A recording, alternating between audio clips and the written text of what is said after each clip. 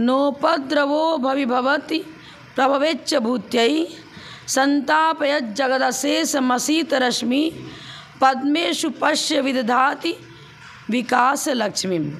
बहुत सुंदर अर्थ है इसका। सीधा सीधी पुण्यम कुरुष्व, पुण्य अर्जन करो। कृत पुण्य मनिदृशोपि नोपद्रवो भवति अभिभवति। अगर कोई पुण्यशाली व्यक्ति है तो बड़ा से बड़ा संकट आ जाओ, कितना ही बड़ा उपद्रव हो, वो अनायास ही उससे बच जाता है। पुण्य सबसे बड़ा कवच है। कवच क्या करता है? युद्ध स्थल में जब सैनिक युद्ध करने के लिए जाते हैं तो कवच पहन लेते हैं, तो सामने वाला कितना भी वार करे उसका शरीर छत विछत नहीं होता है। हमारा जीवन छत विछत, कभी रोगों से ग्रस्त, कभी मानसिक तनाव, शारीरिक आदि व्याधियाँ, संकट, पारिवारिक सामाजिक क्यों लगे हैं? पाप के उदय से। पुण्य यदि है बलिष्ठ तो सारे उपद्रव स्वयं हट जाते हैं। बहुत बड़ी ऊर्जा होती है पुण्य के अंदर। तीर्थंकर प्रकृति की ऊर्जा तो इतनी बलिष्ठ थी कि 9 महीने पहले से ही 6 महीने पहले से ही, न जन्म के 6 महीने पहले से ही रत्नों की वृष्टि चालू हो गई। 9 महीने गर्भ तक वृष्टि होती रही। 9 और 6 कितना हो गया? 15 महीना। हाँ, कितना बलिष्ठ पुण्य था। अब 3.5 करोड़ रत्नों की वर्षा प्रतिदिन।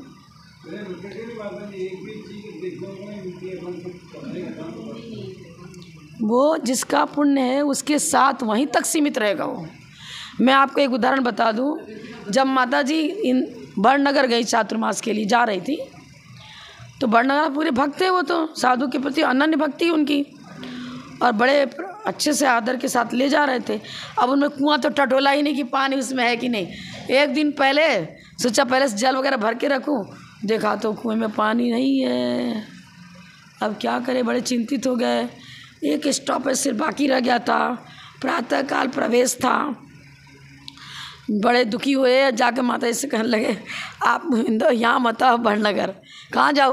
अरे यहाँ क्यों नहीं जा सके? क्यों बोलता है? तो कुएं का सारा पानी सूख गया, कहीं भी कोई भी कुएं में जल नहीं है, और आपका नियम है कुएं के जल से आहार करना।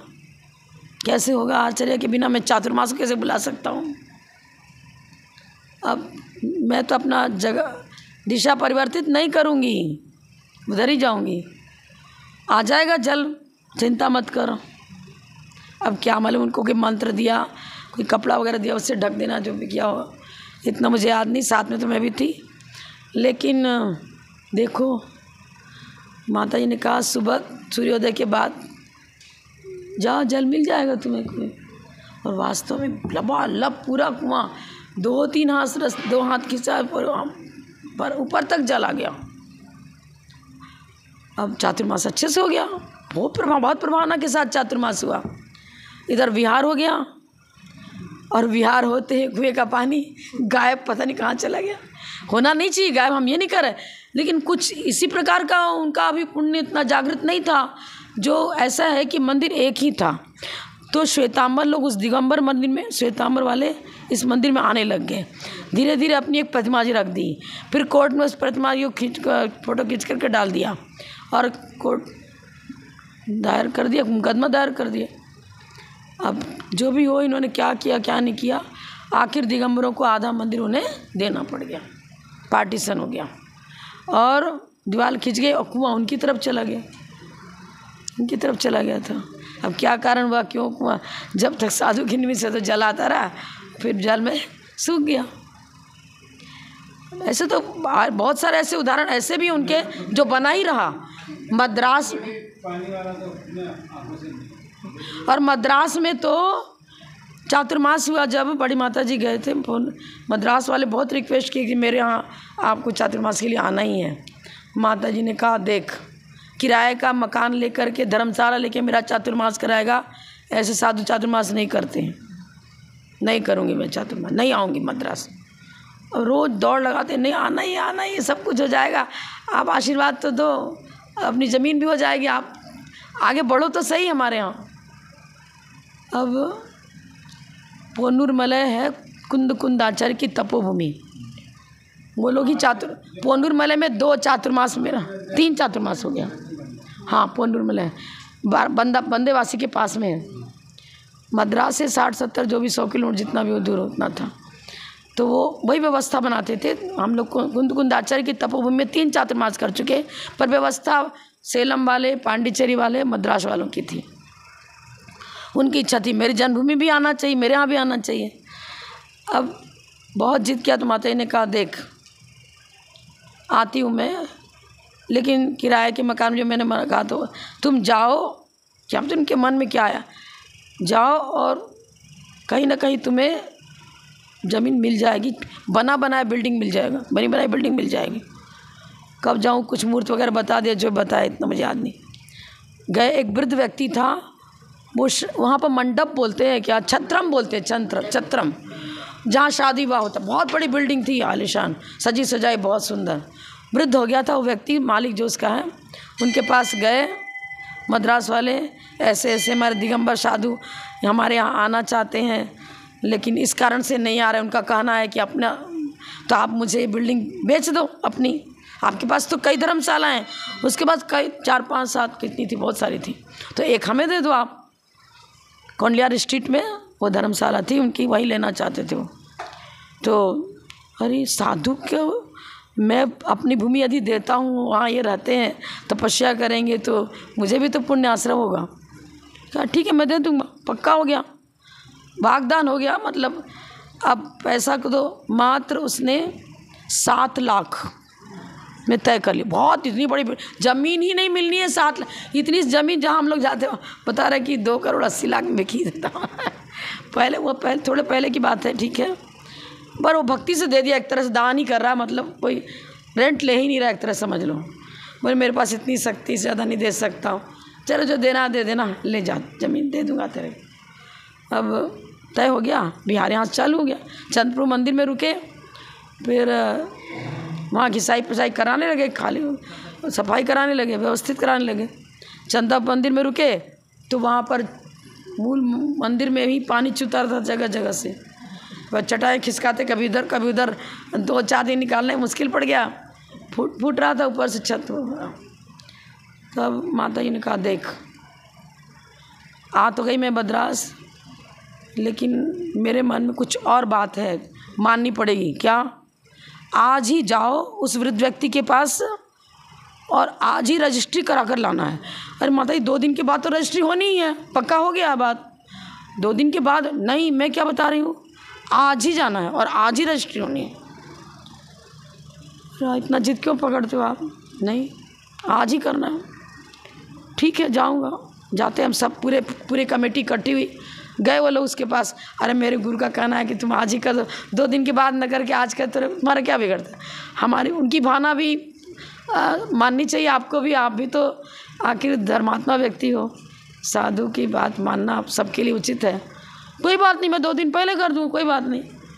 नकदी पैसे दे दिए, 7 लाख की रजिस्ट्री की सारा कार्यक्रम उसी का, दिन भर लगे रहे उसी में और पूरा काम कंप्लीट कर दिया।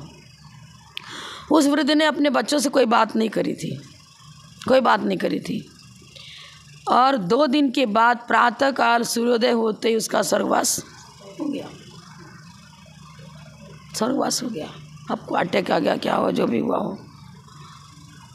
तो फिर वो ज़मीन अपने को मिली, लेकिन बच्चों ने कहा कि मेरे परमिशन, घर में आपस में तो कुछ तकरार हुई, लेकिन जब रजिस्ट्री होगी अब करेंगे क्या, पूरा काम हो गया था। वहाँ पर बहुत अच्छा मंदिर बन गया खुद का, खंडेल वालों का, और अच्छी बड़ी मूर्ति विराजमान होगी, प्राचीन मूर्तियों की स्थापना हो गई और दिन पर दिन प्रोग्रेस होता गया। अब वहाँ पर जो कुआं था, अब चंदापुर मंदिर से पानी जल आता था अभिषेक के लिए और आहार के लिए, और वहाँ का जो कुआं था वो दुर्गंधित जल था, कीड़े बहुत भरे हुए थे, स्मेल आती थी उसमें। माता जी ने क्या कहा, ये पानी भी सही हो जाएगा, शांति धारा करके शुद्ध जल वाला, पंचामृत वाला नहीं, शुद्ध जल का अभिषेक, वो भी गर्म पानी से नहीं। अगर गर्म पानी का अभिषेक कुएं में डालोगे तो सचित तचित दोनों मिल गया ना, पूरे कुएं का जल विकृत हो जाएगा और पाप का बंद होगा, उसमें भी दोष लगता है। तो तुरंत जल छान करके तुरंत अभिषेक किया, मंत्रित किया जल को और कुएं में डालकर आ गए। तुरंत का तुरंत डाल कर के आ गए, भगवान का अभिषेक किया। नहीं कर सकते ऐसा नहीं है।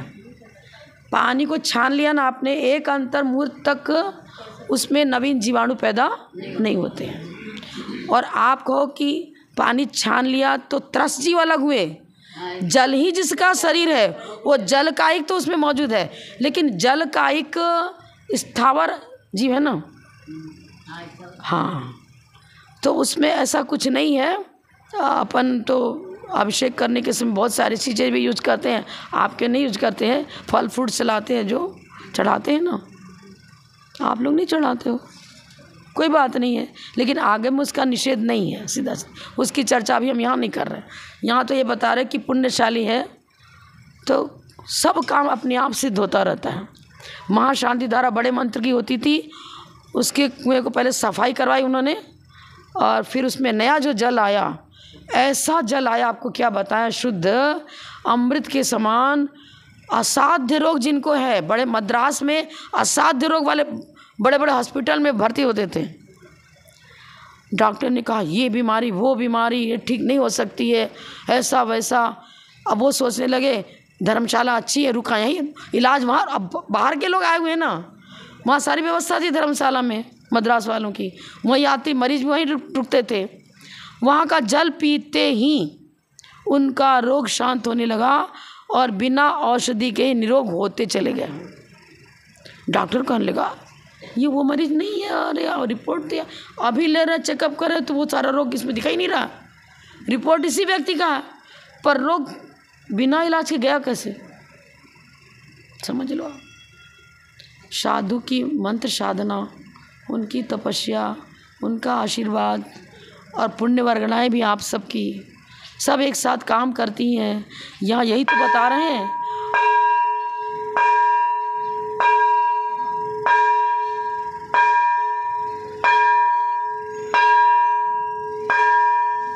पुण्य करो, कैसा भी कठिन काम हो, बलिष्ठ है यदि हमारा पुण्य तो वो पुरुषार्थ करे उसका काम सिद्ध होता ही है। कितना भी कठिन काम सिद्ध होता है, कैसा भी उपद्रव हो शमित हो जाता है। संतापयन जगद अशेष मसीत रश्मि, उदाहरण दे रहे हैं क्या, उदाहरण उदाहरण क्या देते हैं, सूर्य उदित होता है प्रातःकाल, कमल प्रफुल्लित होता है और बाकी आप सब संतप्त होते रहे, सूर्य की रश्मि सहन नहीं हो रही है, बहुत तेज़ धूप है, ग्रीष्मकाल में सूर्य की किरणें क्या करते हैं, आपको बेचैन हो जाओगे, बिल्कुल 2 मिनट भी धूप में खड़े नहीं हो पाओगे, कष्टकारी, सबके लिए कष्टकारी। लेकिन कमल स्वयं तो कोमल है, लेकिन सूर्य की रश्मियाँ उसको प्रफुल्लित कर देती हैं, खिल जाता है कमल। जब तीर्थंकर विहार करते हैं तो चरण के नीचे कमल की रचना क्यों, और भी तो पुष्प हैं क्या। वो कमल एक बहुत बड़ी फिलॉसफी को, एक बहुत बड़ी फिलॉसफी उसके साथ संलग्न है, सम्मिलित है। कीचड़ में उत्पन्न होता है लेकिन कीचड़ से पृथक रहता है। वो हमें संदेश देता है कि जल में मैं उत्पन्न हुआ पर जल से लिप्त नहीं होता हूँ। जो व्यक्ति, एक धर्मात्मा कई प्रकार के होते हैं, आपको कई प्रकार कैसे होते हैं, ऐसा है कोई तो सोचता मैं नरक नहीं जाना पड़े इसलिए मैं पाप नहीं करूँगा। पाप से भीति और नरक के आश्रय का कारण है, नरक गति के बंध का कारण है, नरक आयु के बंध का कारण है। उस काम को मुझे नहीं करना है, नहीं करूँगा तो नरक नहीं जाना पड़ेगा। मैंने पाप के फल से भीति हुई। और एक सोचता है कि पुण्य करूँगा तो स्वर्ग में अच्छी विभूति मिलेगी, सुंदर इंद्र देवांगनाओं का हमें प्राप्त हो, उनकी प्राप्ति होगी और सुखी जीवन व्यतीत होगा। तो लौकिक सुख और लौकिक दुख इनसे बचने के लिए जिनेंद्र भक्ति कर रहे हैं, ये जैन धर्म बता रहा है अभी वो धर्मात्मा नहीं है, पर्याय बुद्धि है। अपने रत्नत्रय, हमारा जो आत्मिक धर्म है, गुण है, रत्नत्रय कहो, उत्तम क्षमा आदि 10 धर्म कहो, जीव दया धर्म का मूल है, अहिंसा परमो धर्म है। अपने आत्मिक गुणों को अंकुरित पुष्पित फलित करने के लिए हमें धर्माचरण में लगना है। फल की आकांक्षा है ही नहीं वहाँ तो। रत्नत्रय की उत्पत्ति वृद्धि फलोत्पत्ति में लगे हैं तो अपने आप ही पाप से बचाव हो ही जाएगा, ऑटोमेटिक हो जाएगा। किसान ये नहीं कहता है, वो तो चावल धान्य को उत्पन्न करने के लिए खेती कर रहा है, लेकिन घास फूस अपने आप आ जाते हैं। लौकिक सुख दुख तो घास फूस के समान है, उसकी और किसान का लक्ष्य नहीं होता। धान्य की उत्पत्ति करना चाहता है, मुझे अपने आत्मिक गुणों को पनपाना है। एक बार चीन का सम्राट वो अपने महल की छत पर प्राकृतिक सौंदर्य को देखने के लिए पहुंच गया। एक तरफ बहुत बड़ी नदी थी और बगीचे भी अच्छे अच्छे लगे थे, अच्छे अच्छे फल फ्रूट्स। आप प्राकृतिक दृश्य को देखता बड़े आनंदित हो रहा था। उसके साथ वजीर भी, जो मंत्री था, वो भी साथ में था। सम्राट बोलने लगा, हजारों नौकाएं चल रही हैं, कैसा सुंदर दृश्य नज़र आ रहा है। प्रातःकाल का समय, शीतल हवा, ठंडी हवाएं चल रही हैं, देखो ये कितना अच्छा दृश्य है। और प्रशंसा कर रहा है उसकी। वजीर कहता है, आप कैसे कहते हो हजारों नौकाएं चल रही हैं, नौकाएं तो 2 ही हैं। क्रोधित हुआ, अरे आप वजीर मेरी बात काटता है, नौका हजारों चल रही है और कहता 2 नौका, तो क्या मैं अंधा हूँ क्या? सम्राट देव, आप तो स्वामी हो मेरे, मैं आपको अंधा नहीं बता रहा हूँ, लेकिन आप तो युवक हो, आंखें अच्छी हैं, मैं तो वृद्ध हो चुका, मेरी आंखों में कुछ कमी आ सकती है। आप तो युवक हो और अच्छा दिखता भी है आपको, लेकिन मैं जो कह रहा हूँ वो भी सही है। क्या, कैसे 2 नौका कैसे है? नौकाएं 2 ही हैं। एक भय की नौका पर संसारी जीव 2 नौका पर सवार हैं, एक भय की नौका पर, एक लोभ की नौका पर। लोभ और भय, ये 2 जिनके इस 2 नौका पर जो सवार हैं, वो कभी संसार समुद्र से पार करके ईश्वर अपने जीवन को परमात्मा में नहीं बना सकते। अच्छा, ऐसा है क्या? अब होता है ऐसे, अकबर बीरबल की भी कथाएं बहुत सारी ऐसी आती है। अकबर बीरबल का भी ऐसा ही है। अब वो तो अभी नहीं सुना रही मैं, लेकिन ये बता रही हूँ कि हम धर्म तो करते हैं, पर पाप से भीति धर्म का कार्य है, कार्य जरूर है, लेकिन धर्म का अर्थ है आत्मिक गुणों की प्राप्ति। वस्तु स्वभाव धम्मो उत्तम क्षमा 10 धर्मो, धर्म बता रहे हैं। यहाँ पुण्य का मतलब पुनाति आत्मानमिति पुण्यम, ये बताना चाह रही हूँ मैं।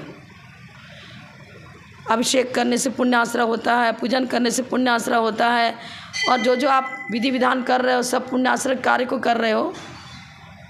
पुण्याश्रय क्रियाओं से आप कैसे बता रहे हो? उसी क्रिया को 10 व्यक्ति कर रहे हैं, और किसी को 7 से पुण्याश्रय हो रहा है, किसी को निरत से हो रहा है, और किसी को पुण्याश्रय हो ही नहीं रहा। बताओ, कार्य तो एक ही कर रहे हैं, सब भावना में फर्क है। शायद सुना हुआ दृष्टांत होगा आपका। 3 व्यक्ति थे, तीनों मित्र थे, यात्रा के लिए निकले। मालूम है क्या? एक शिल्पी था, एक मुनि महाराज के पास उसने षट दर्शन का अध्ययन किया था, और एक इतिहास का विद्यार्थी था। तीनों मित्रता थी, यात्रा के लिए निकले। सब अभिषेक पूजन की क्रिया एक साथ ही कर रहे, बराबर एक जैसा, द्रव्य भी एक जैसा ही है। मंदिर में प्रवेश करते समय शिल्पी की दृष्टि जाती थी कहाँ? मूर्ति की आकृति पर।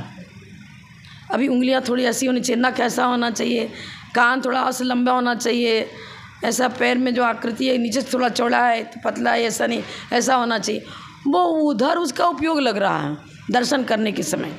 जब भगवान पर दृष्टि डाल रहा है तो इस प्रकार का विचारधारा उसके अंदर चल रही है। किसके अंदर? शिल्पी के अंदर। जो इतिहास का विद्यार्थी था वो संबत टटोल रहा है कि ये पुरानी मूर्ति है, यह इस सन की होगी, यह इस संबत की होगी, यह इस संबत की है, और ये नवीन है, ये प्राचीन है, वो उसमें उलझ रहा है। लेकिन जिसने निर्गंध साधु के पास रहकर अध्ययन किया था उस व्यक्ति को तो बाहरी आकार नहीं, वो अनंत चतुष्टय, अनंत ज्ञान, अनंत दर्शन, अनंत सुख, अनंत वीर्य वो नज़र आ रहा है। उस मूर्ति के अंदर वितरागता नज़र आ रही है, त्याग और वैराग की पराकाष्ठा नज़र आ रही है, आत्मीय चारित्र गुण की पर्याय नज़र आ रही हैं, छायक समदर्शन नज़र आ रहा है। वो तो गुणों में डुबकी लगा रहा है। वंदे तद्गुण लब्धे, तत्वार्थ में भी है। मोक्ष मार्ग से नेतारम वेत्तारम कर्मभूताम ज्ञातारम विस्तत्वानाम वंदे तद्गुण लब्धे। किस लिए वंदे? मन दर्शन कर रहे हो, आप नमस्कार कर रहे हो। तद्गुण लब्धे, गुणों पर दृष्टि जानी चाहिए। ठीक है, वास्तु भी अपने व्यवहार की भूमिका में वो भी सही है, लेकिन आप तो देव दर्शन करने गए ना। दर्शनम देव देवस्य, दर्शनम पाप नाशनम, दर्शनम स्वर्ग सोपानम, दर्शनम मोक्ष, इस दृष्टि से गए ना। अब बताओ, तीनों ने पूजन तो किया, अभिषेक भी किया, अब आश्रव बंद संबर आदि की चर्चा करो, भिन्नता है कि नहीं है? जो जिसके अंदर वीतराग परिणति जागृत हो रही है वो सही रूप में देव दर्शन कर रहा है। बाकी तो सिर्फ पौद्गलिक रचना को देख रहे हैं, पौद्गलिक रचना को देख रहे हैं, गुणों की तरफ दृष्टि ही नहीं है, फिर देव दर्शन हुआ कहाँ? पुण्यम कुरुष्याचर बता रहे आत्मानुशासन में, पुनाति आत्मानमिति पुण्यम। जिन विचारों से, जिन आचरणों से, जिस प्रकार के चिंतन से, जिस प्रकार की क्रियाओं से, मन वचन काया की प्रवृत्ति से विशुद्धि बढ़ती है, कषायों का समन होता है, इंद्रिय निग्रह होता है, वीतराग परिणति की ओर हम बढ़ते हैं, उसका नाम है पुण्य। दुर्योधन ने क्या किया था? लाख का भवन बनवाया, लाक्षागृह में पांडवों को कूटनीति से ठहरा दिया। भावना क्या थी? आग लगा दूंगा, सबके सब मर जाएंगे। हाँ, प्रबल पुण्य था, अग्नि लगा दी भी उसने, मारने का पूरा प्रयास किया, कार्य भी कर दिया, लेकिन सब पुण्यशाली थे। भीम ने अपनी गदा ठोकना चालू करी और जहाँ पोल दिखा सुरंग ठोक करके निकाल दिया और सबके सब निकल गए। और उन्होंने भी कुछ मृत कलेवर को ला करके वहाँ पर डाल दिया ताकि संतुष्ट हो जाए कि हाँ मर गए, चलो ठीक है। अब क्या हुआ? प्रद्युम्न को क्या था? बहुत बड़ी शिला के नीचे दबा दिया था। बच गया कि नहीं बच गया? सीता महारानी को बताओ, रामचंद्र मर्यादा पुरुषोत्तम राम कैसी कठोर परीक्षा लेते हैं। इतना बड़ा कुंड अग्नि का तैयार किया कि लोग कभी देखा नहीं वैसा, और आज्ञा दे दी इस अग्नि कुंड में कूदना है तुम्हें। निर्मल शील निर्मल था, चारित्र निर्मल था, वो पुण्य नहीं तो उनको बचाया। उपादान कारण तो पुण्य ही था, और उसके उपादान कारण का पुण्य इतना प्रबल था कि ठीक उसी समय जब अग्नि कुंड में कूदने का अवसर आया, उसी समय सौधर्मिंद दल बल सहित मोक्ष, किसी मुनि महाराज को केवल ज्ञान हुआ या मोक्ष हुआ? कुछ केवल ज्ञान हुआ था क्या?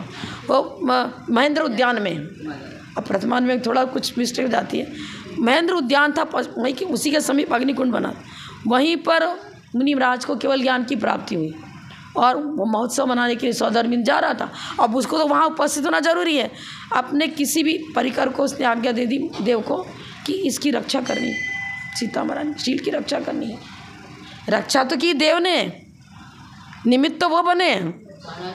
हाँ, जैसे ही अवसर करती है और प्रार्थना करती है, हे यहाँ के रक्षक देव, हे अग्नि देवता, यदि मेरा शील निर्मल नहीं है तो तू मुझे जला सकती अग्नि, यदि मेरा शील निर्मल है तो इस अग्नि कुंड में जो शक्ति जलाने की वो फेल कर जाएगी, नहीं ये अग्नि मुझे नहीं जला सकती, चैलेंज दे करके नमोकार मंत्र का स्मरण करती है, कागज सर करती है और अग्नि में कूद जाती है। कूदते क्या हुआ, बहुत सुंदर सरोवर जिसमें कमल खिल रहे हैं और सिंहासन बन गया, सीता महारानी की जय जयकार हो रही है, सब रक्षा हुई कि नहीं हुई। अब राज श्लोक वार्तिक हम लोगों ने पढ़ा, उसमें प्रश्न कर दिया शंकाकार ने कि क्या सीता ही एक सीलवती रानी थी। हम लोग क्या सीलवती मतलब बहुत सारी प्राचीन संस्कृति तो बहुत उज्जवल थी, अभी भी चित्तौड़ की कहानी सुन लो, उसमें सारी जौहर दे दिया मतलब, लेकिन अपने शील को भंग नहीं होने दिया। तो क्या उनकी रक्षा के लिए आखिर ये देव क्यों सीता की रक्षा के लिए आए, क्योंकि यार राग देश इनमें भी था, देवों में क्या, किसकी तो रक्षा करना उसकी मत करना। अन्य पर भी तो विपत्तियाँ आती तो उनको क्यों नहीं रक्षित किया, सीता की रक्षा के लिए क्यों आए, अन्य की रक्षा के लिए क्यों नहीं आए। अब बहुत सुंदर उत्तर दिया आचार्य परमेश्वरी ने। उन्होंने क्या कहते हैं, एक भाव का पुण्य प्लस एक प्लस हुआ, उसके पिछले का पुण्य एक प्लस और बढ़ा, भाव का पुण्य प्लस पर प्लस प्लस पर प्लस था। जो तीर्थंकर बने, भाव में साधना करी, तब जाकर तीर्थंकर प्रति का बंद किया, उसके बाद सर्वार्थ सिद्धि में गए, वहाँ भी तत्व चिंतन करते रहे, पुण्यार्चन कर परिणामों की विशुद्धि बढ़ाते रहे तत्व ज्ञान के द्वारा, फिर यहाँ अवतरित हुए। कई भावों का प्लस पर प्लस पुण्य था। आप सबका जन्म होता है तो वो स्वधर्मिन का आसन कंपायमान नहीं हुआ, क्यों नहीं हुआ भाई, भाव का पुण्य प्लस पर प्लस था, तब गर्भ कल्याणक जन्म कल्याणक सब कल्याणक बन रहे हैं, हम आपके कल्याणक क्यों नहीं हुए, यही उत्तर है। पुण्य प्रबल होना, यदि पुण्य प्रबल है तो बड़ी से बड़ा उपद्रव भी टल जाता है।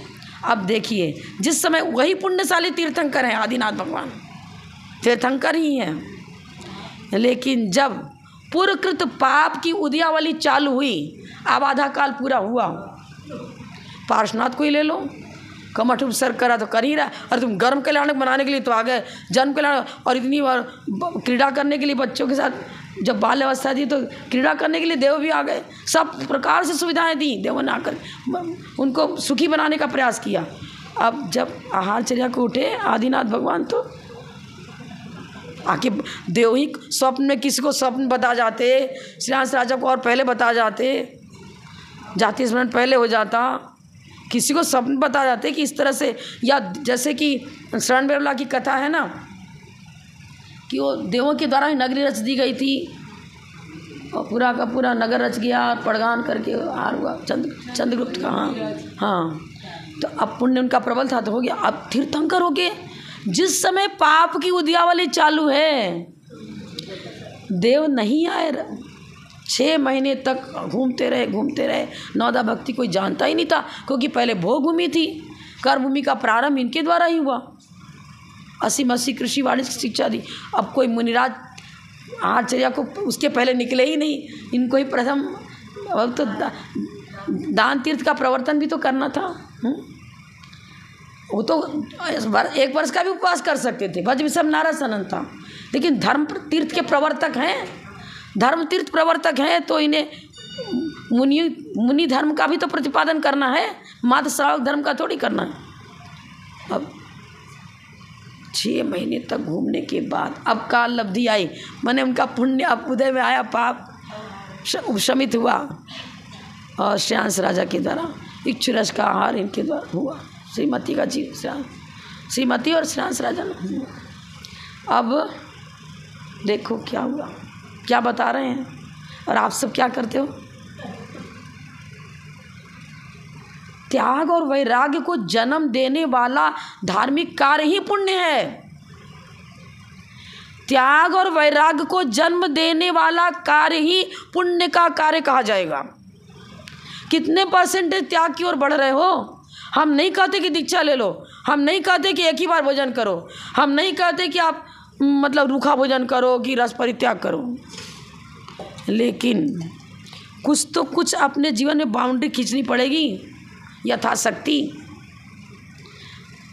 रात्रि भोजन भी मान लो, हम तो नहीं कहीं कर रहे हो, लेकिन मान लो तो कोई कर भी रहा है तो वो इतना तो नियम ले ले कि 10 बजे के बाद नहीं खाऊंगा, 11 बजे के बाद नहीं खाऊंगा, कि 9 बजे के बाद नहीं खाऊंगा। कुछ तो करो, कुछ तो बाउंड्री डालो। अब कौवे के मांस का ही तो त्याग किया था भील के जीव ने।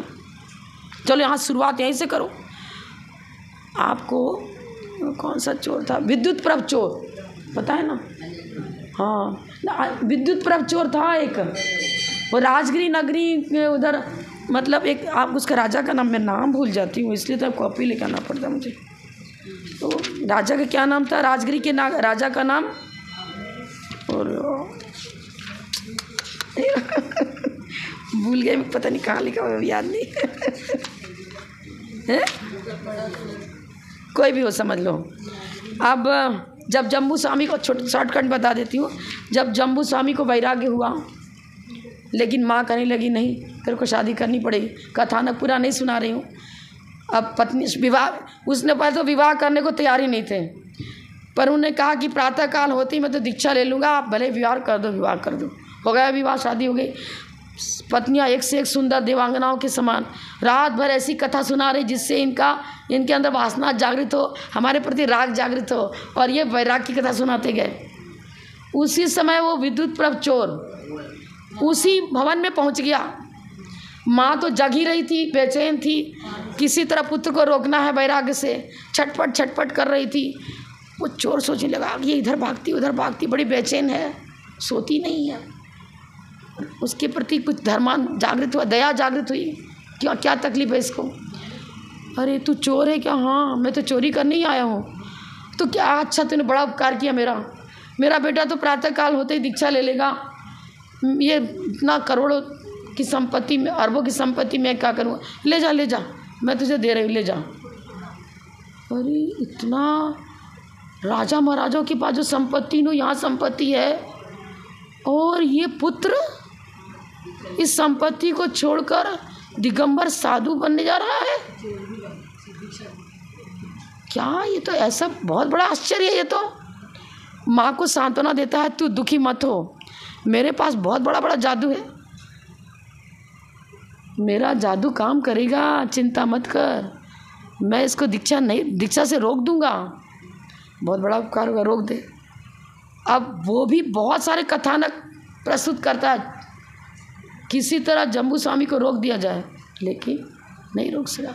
उसने माँ से क्या कहा था, यदि मैं दीक्षा से नहीं रोक सका इसको तो मैं भी दीक्षा ले लूँगा। और 500 उसके शिष्य, 500 सहपाठी थे, 500 सहपाठियों के साथ हम सब दीक्षा ले लेंगे यदि जम्बू स्वामी को नहीं रोक पाए तो। तब मेरी इच्छा देखो कहाँ, तो जिस पर ये राजपुत्र था, विद्युत प्रभ क्या चोर भी ये राजपुत्र था, इसके माता पिता ने भी राजा थे। अरे पूरा राज्य तेरे को देता हूँ, चोरी करना छोड़ दे, छोड़ मत कर, आप मुझे कुछ भी दे दो, कितना भी संपत्ति दे दो, मेरी तो आदत पड़ गई, मैं तो चोरी करूँगा ही करूँगा। और 500 शिष्यों के साथ निकल गया राजगिरी नगरी में और सीधे जम्बू स्वामी के उस महल में पहुँच गया चोरी करने के लिए। देखो पलटा खाया जीवन, क्या व्यक्तित्व था उस जम्बू स्वामी का, कितना पुण्यशाली वह जीव था। तीर्थंकर तो नहीं कहेंगे, लेकिन ऐसा चोर जो चोरी करते करते इतना अभ्यस्त हो चुका है कि करोड़ों अरबों की संपत्ति रहते हुए चोरी ही करूँगा, व्यसनी बन गया। उस व्यसन से भी मुक्ति मिल गई मात्र जम्बू स्वामी के व्यक्तित्व के अवलोकन से, देखने से। डाकू भी, चोर भी, कैसा गिरा से गिरा पतित व्यक्ति भी सत्संगति से, सज्जनों की चेहरे से जो दिव्य आभा मंडल उनका तैयार होता है, उससे नास्तिक भी आस्तिक बन जाता है। समय होते चले जा रहा है। तो ये बता रहे हैं, सूर्य का उदय हुआ, सरोवर में कमल खिल जाता है। इसी प्रकार से अब सूर्य तो तेजस्विता को लिए हुए, ताप को लिए हुए, गर्मी उसकी किरणें उष्ण होती हैं, पर उष्णता का प्रभाव कमल पर नहीं पड़ता है। ठीक इसी प्रकार से जो पुण्यशाली जीव हैं, उनको शत्रु, करोड़ों शत्रु एक साथ इकट्ठे हो जाएं पीड़ा पहुंचाने के लिए, फिर भी पीड़ा नहीं पहुंचा पाते हैं और सुखी जीवन ही उसका व्यतीत होता है। एक दिन मैंने बताया था कि राजा छत के महल पर खड़े होकर निरीक्षण कर रहा था कि कोई ऐसा तो दृश्य नहीं है जो हमारे प्रजा को दुखी बनाने वाला कारण नज़र आ जाए। अवलोकन कर रहा था, कोई प्रजा दुखी तो नहीं है ऐसा। रात में नहीं, प्रातः काल। अब रोने की आवाज़ आ रही थी पड़ोस से, बताया था एक दिन शायद मैंने। और अब वो उसकी पत्नी कहती है ये तो कौन सा संगीत है, ऐसा संगीत तो कभी सुनने में नहीं आया, कौन सा ये संगीत है, उसका क्या है, ट्यूनिंग भी समझ में नहीं आया, तो चिल्लाने जैसी आवाज़ आ रही है, ऐसा संगीत मैंने कभी नहीं सुना। राजा कहता है उसके घर में कोई मर गया है, वो रो रही है। रोना, रोने का अर्थ क्या होता है, रोना किसको कहते हैं? अरे पागल, रोना किसको कहते, ये भी नहीं जानती तू आज तक? पुत्रवती हो गई, पुत्र गोद में लिए, इतनी उम्र हो गया, रोना नहीं रोना किसे कहते? परिभाषा सीखना है तुझे? हाँ मुझे बताओ तो सही, रोना किसे कहते हैं? प्रैक्टिकल बताओ तब तो मालूम पड़ेगा रोना किसे कहते हैं। अच्छा प्रैक्टिकल बताऊँ? गोद में बच्चा उसको ले लेता है और छत के ऊपर से नीचे पटक देता है। देखिए पुण्य उस बच्चे का और उसकी माँ का ही पुण्य समझ लो। रुई का पहल जिसमें रुई मतलब ट्रक से जा रही थी और खुली ट्रक थी और रुई के पहल के ऊपर वो गिरा और वेग ट्रक का धीमा था और वो बच्चा हंसता खेलता वो रुई के पहल पड़ा था। ट्रक वाले ने ट्रक रोक दिया, कहा अपना आपका बच्चा ऐसे गिर गया, कैसे छूट गया, क्या हुआ, अपने बच्चे को ले जाओ। लो राजा माथा फोड़ने लग गया, मैं तेरे को नहीं सिखा सकता, रोना किसे कहते हैं तू नहीं सीख सकती, बता। पुण्य प्रबल है, रोना नहीं जानते, समझ लो। जैन फिलॉसफी में जैसा पुण्य की परिभाषा बताई है वो भावों का दृश्य वहाँ है। आपके परिणाम उठते हुए हैं, सबके स्व पर हित की भावना है और आत्मिक गुणों को विकसित करने की भावना है, त्याग वैराग की भावना है, तो सारी धार्मिक क्रियाएं पुण्य कहलाएंगी। और नहीं तो शोपीस, रूढ़ी, लड़ते रहेंगे, इससे अभिषेक मत करो, इससे करो, ये मत चढ़ाओ, ये करो, वो करो। अरे आपको जो पसंद है आप ऐसे कर लो, अपना अपना पात्र छानो, जिस गिलास में आपको पानी पीना है, बड़े माता जी बोलती थी, उस गिलास को साफ कर लो। आपके मंदिर की नियमावली आप पालो, और इधर उधर कटाक्ष करना, उसको गालियाँ देना, उसके लड़ना भिड़ना, उसका पाप, उसकी गलत क्रिया है तो अपनी गलती का फल वो स्वयं भोगेगा। हम यदि निर्दोष हैं तो हमारे निर्दोषता के अनुसार हमारा जीवन स्वयं निर्मल बनेगा। अगर कोई अविवेक पूर्वक कार्य कर रहा है जिससे हिंसा हो रही है, वैसा कार्य धर्म आयतन में भी कर रहा है, तो वो जाने उसको पाप का बंध होगा, वो जाने।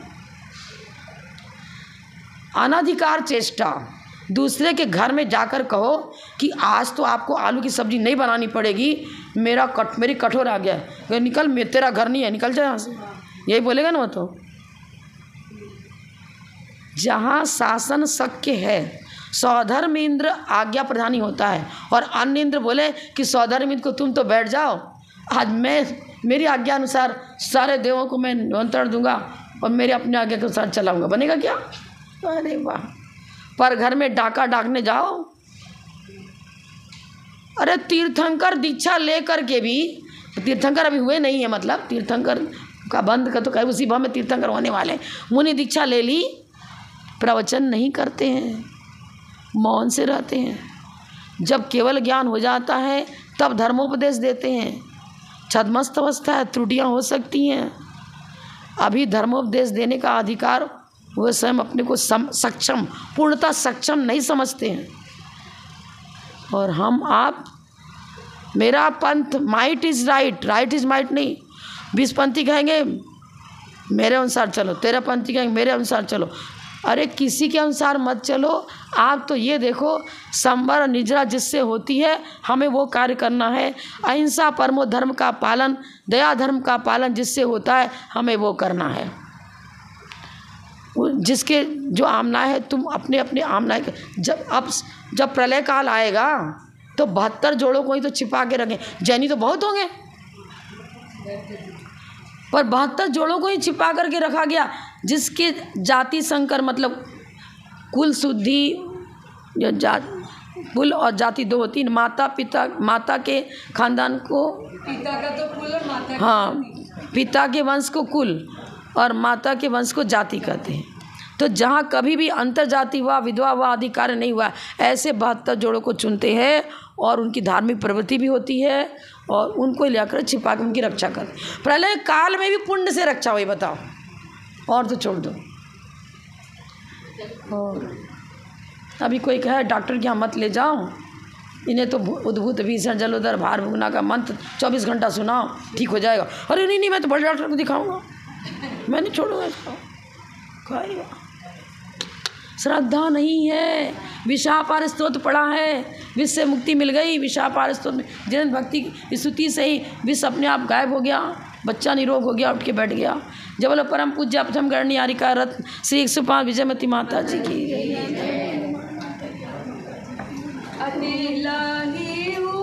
कौन सा था, भूल गई नाम ही में।